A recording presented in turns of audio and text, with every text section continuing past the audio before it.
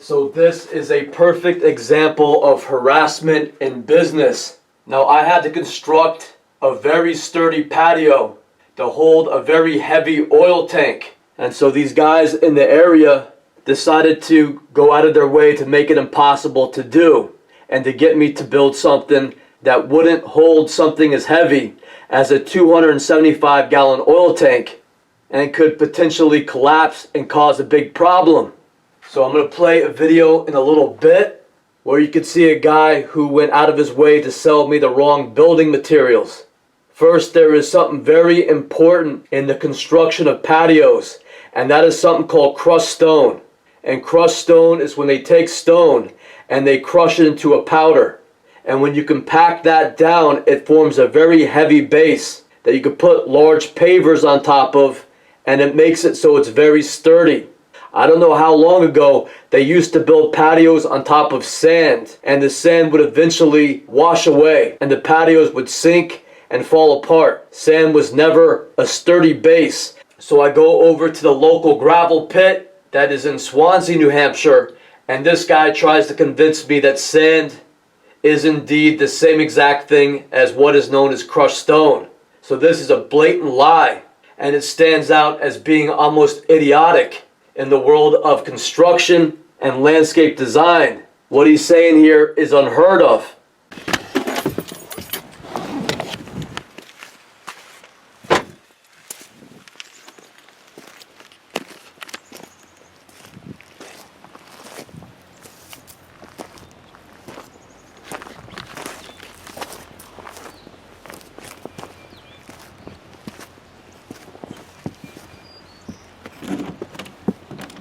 Hey, how you doing, sir? Howdy. I'm John from Old Chesham Road. Okay. How you doing? Not bad. I wanted just to check out that building material. Yep. Yep. Now what you putting an oil tank in? Yeah. You dug out a spot. That's right. You're gonna pack it full of gravel Uh-huh. and set an oil tank on it. Yeah, process, and then I'm gonna put stone dust, and then I have cement that goes on top of that. I want it nice and heavy there because the ground is real soft. So I'm going overboard. Why the stone dust on top if you're gonna put concrete on it? They're big concrete blocks. Oh. Almost like patio blocks. Almost like pavers, but they're huge, Yeah. huge pavers. Okay. So yeah. Well, let me show you what our stone dust is. Great. And so you were saying that you also call that Manufactured sand. Okay, good.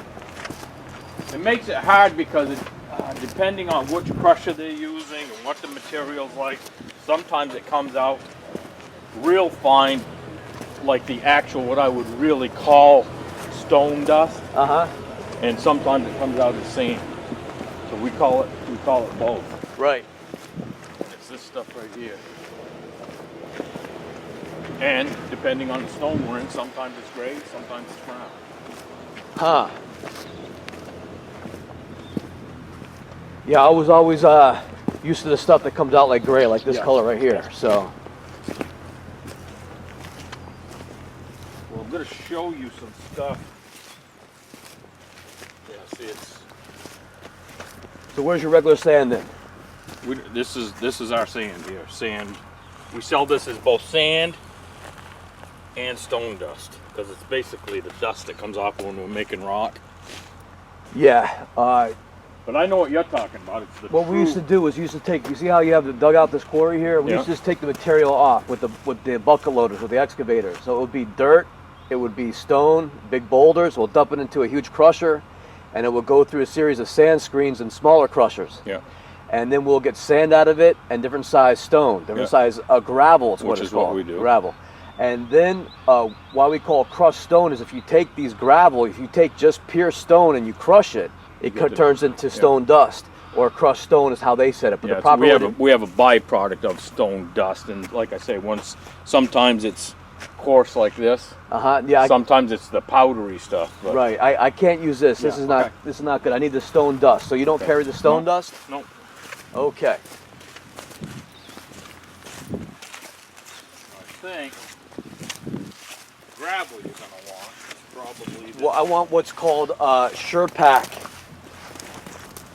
That's what the person told me it's called up here, SurePack. and it's like 1/2 inch gravel mixed with that crushed stone, or stone dust rather. You said your name is Billy, right? Yeah. Yeah, you're the owner here? No. No? I'm just hired help. I manage it for 'em. Yeah. This is one here. This is our 3/4 ledge pack. Cool, that looks pretty good. And then what's the other one? The other one would be our actual Sure pack, which is this gray stuff. This we took down from the other quarry over at Charles. Yeah, I'll do the Sure pack. Now that I take a look at it, that's Yep. good, yeah. That stuff is packed like Yeah, that's what I need. Got something pulling the water out of here? once in a while, if we need to do some washed rock, we'll suck it out of that, and as we're screening, we'll. Yeah, you got this stuff to pull the water out of that? Yeah. Oh yeah. Where are the pipes? We just bring them out. Ah. We got a big pump, and this is the actual Sure pack here. Yeah, this will be great, sir. Okay. Can I get 3 yards of this? Yep. Terrific. And when's delivery? Well, as soon as I can get somebody lined up. All right, great. I've got your number. Actually, I'll get it again from you, and I'll give you a call as soon as I get somebody lined up. You shut that down for now? We're gonna take 2 trucks on from that one, so I'm gonna send you to Surrey Dam with a few loads. Okay. Send Josh. And then going in off Route 9 into the camping area on Surrey Mountain, or are we going into the dam? 12A. Okay, 12A. 12A. Just as you start to that white road straight there, there's a big road straight away. Yeah. And so we're going up to where the dam office basically, right? Well, the 12A, Surrey Mountain. You're thinking of the other one. The other dam. Right. Okay, so I'm going up 12A, yeah. Then there's the road that goes to the dam on the right. Breaks up. Don't take that. Okay, take the Stay right on 12. You see the sign for the actual beach area. Okay. So where are we going down? Maple Street, or are we going? They've been going up the bypass and off Maple Ave. Maple Ave. Okay. That roundabout goes 3/4 the way around. Yeah. Yeah, they changed that to a roundabout. Yeah, they're.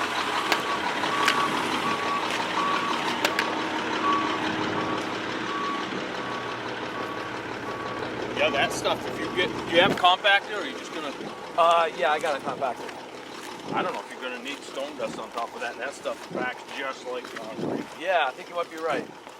Next is another example of harassment in business, and you're about to hear a video clip that has the same lady that was in part 3 of this series, and her name is Amber. Amber works at a doctor's office called Ringe Family Practice. I was calling around looking for a primary doctor in the area, and Ringe Family Practice is one of the doctor offices that I called. So I get Amber on the phone, and Amber tells me that I could drive over to get some information on the doctors they have at that office. And they have pamphlets on the doctors there. So Amber decides to first go out of her way to give me completely wrong directions on how to get there. And then, once I drive all the way down there, she tells me that they don't have any more pamphlets left. So I'm going to play a clip of Amber on the phone giving me completely wrong directions and trying to get me lost when I needed to find a doctor.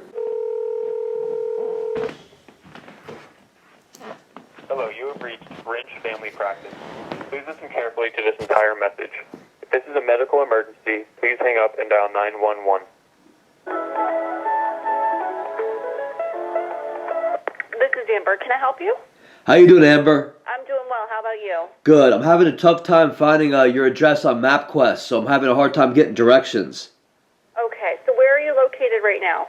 I'm on Route 101. Okay. Do you know Ringe at all?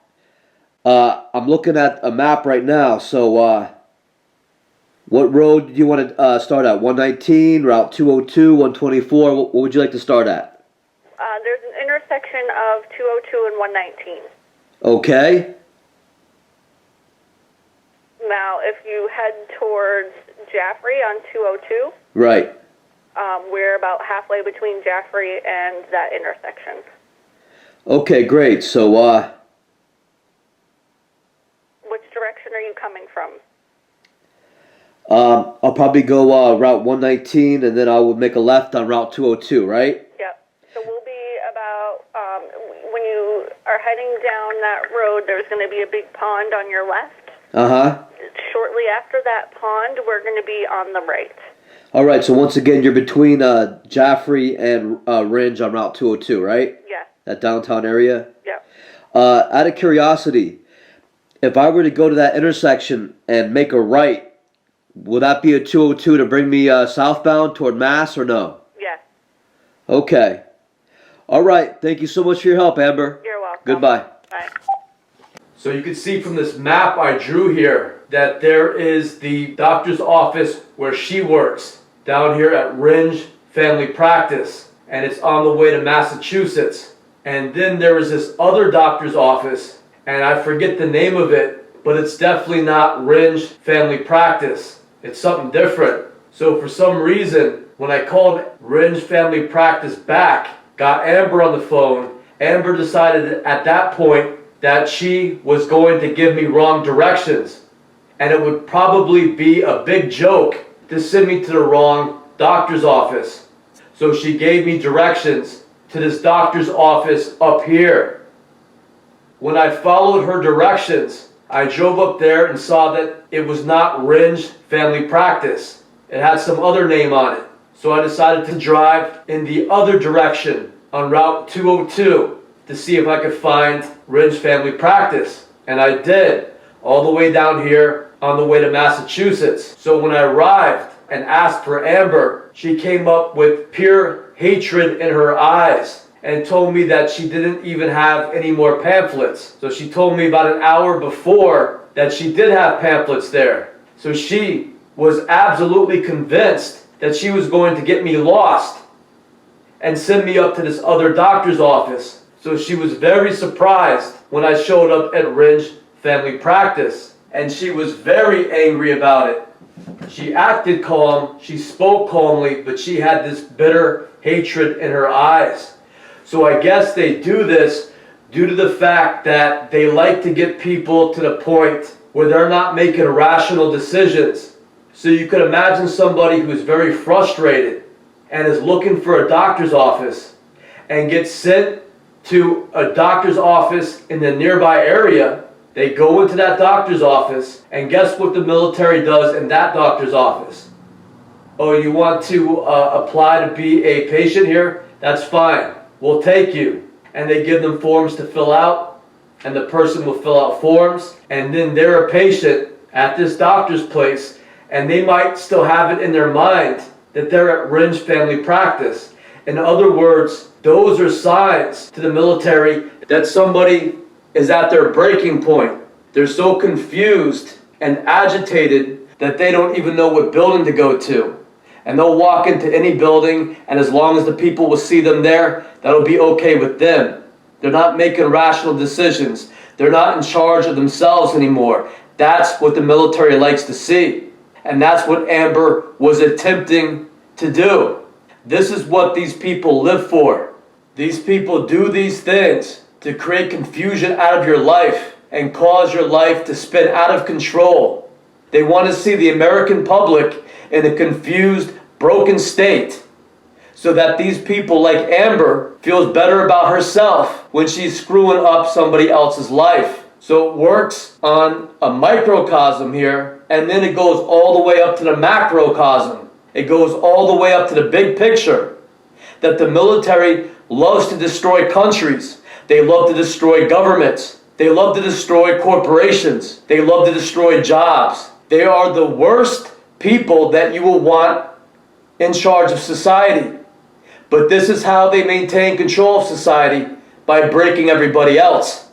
In a normal society that has morality and common sense and intelligence, these people would fall to the bottom. And they know that. In a corrupt, criminal, messed up world, these people would do the best.